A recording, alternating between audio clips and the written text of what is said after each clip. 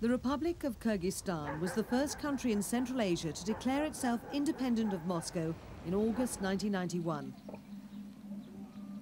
But the move was traumatic because Soviet communism had at least provided basic services like transport and health.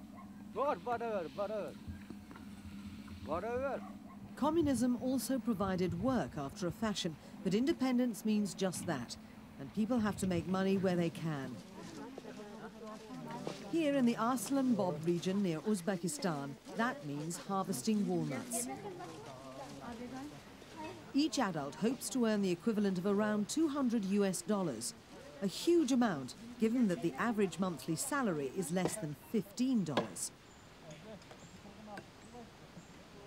The method is simple, but not without its dangers. The Kyrgyz people have maintained the tradition since they arrived from Siberia almost 500 years ago.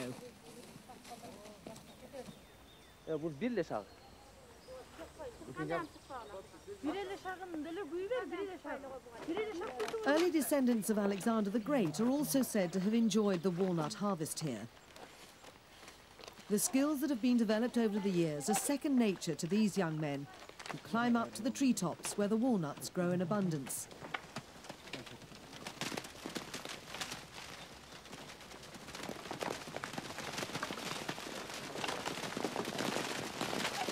The men literally take their lives in their hands, and there are frequent accidents.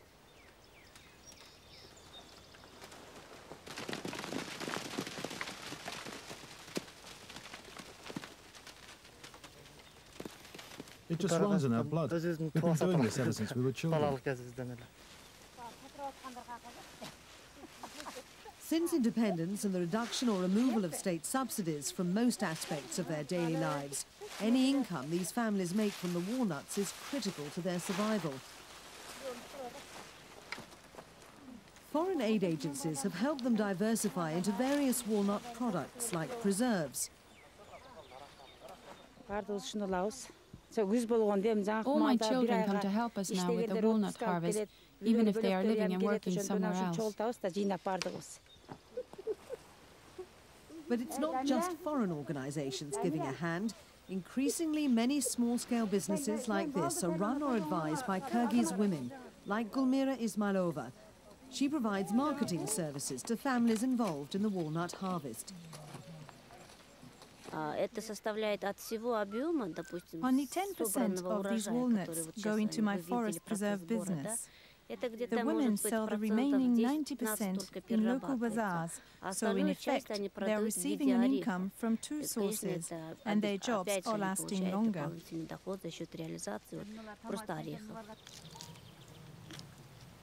Gulmira's company supplies jars, labels and sugar, along with transport and delivery services. Kyrgyzstan is still largely run by men, but women like Gulmira are becoming more prominent.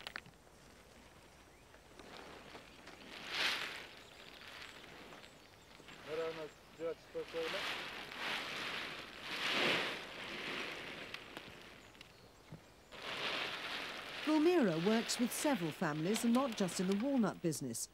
She gets involved in the marketing and sale of other traditional forest products, such as honey, providing a vital link to the cities and even export markets.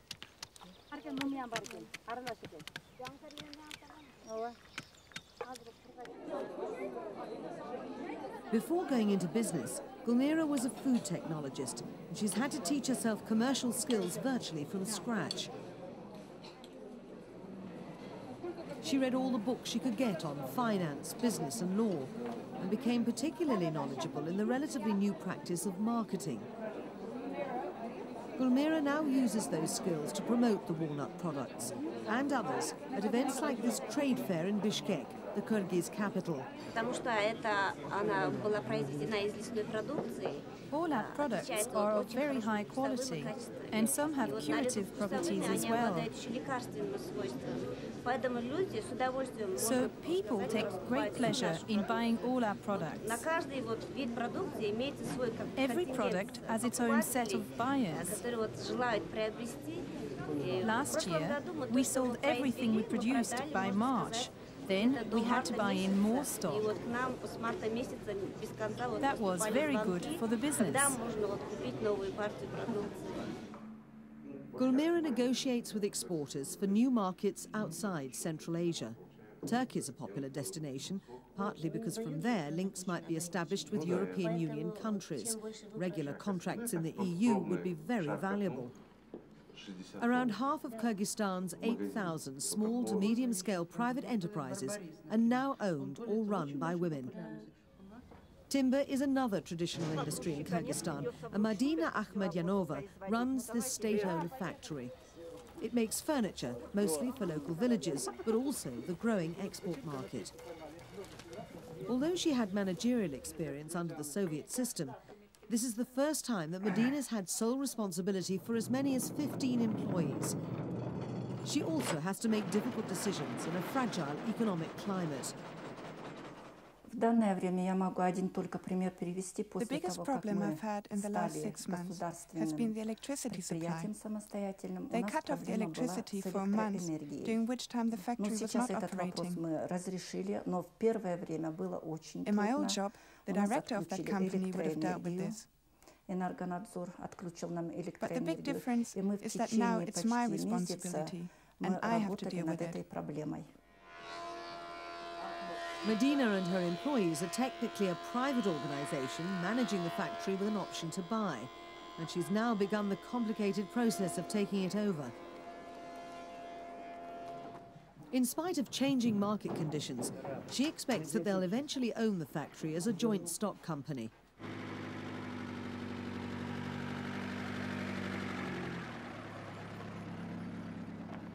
Madina can get advice from a Kyrgyz agency. Zamira Akbagysheva is the director of the National Women's Congress, an educational organisation. She believes that women are attracted to business for several reasons.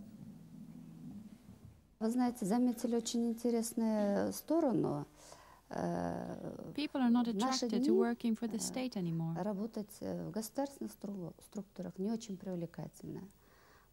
Branches of the state are corrupt. The salaries are very low.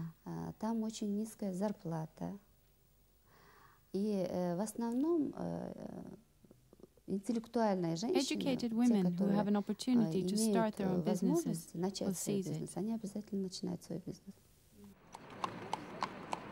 Because independent Kyrgyzstan and consequently its free market are relatively new, the transition from communism is not over yet.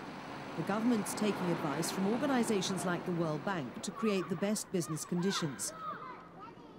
But whatever the World Bank says, the growing number of female entrepreneurs have their own difficult transition to overcome. That's especially true if they have children and come from more conservative parts of the country. Gulmira's family in southern Kyrgyzstan, in particular her husband, do not like the fact that she spends so much time away from home on business. She's away for about 10 days a month, much of it spent in or travelling to and from Bishkek. Here in the south, people do not like businesswomen because you have to go away on trips. They think that a woman should stay at home and take care of the children. Here, the husband is considered to be head of the household, but he doesn't do laundry and he doesn't cook, so we are the ones who are left to do this. But in spite of her workload and increased responsibilities, Gulmira doesn't regret going into business. She's making more money than ever before, and she's acquired valuable new expertise. Women like Gulmira and Madina, who are equipped with these flexible entrepreneurial skills, could be at the forefront of the new economies that are gradually emerging from the old Soviet system.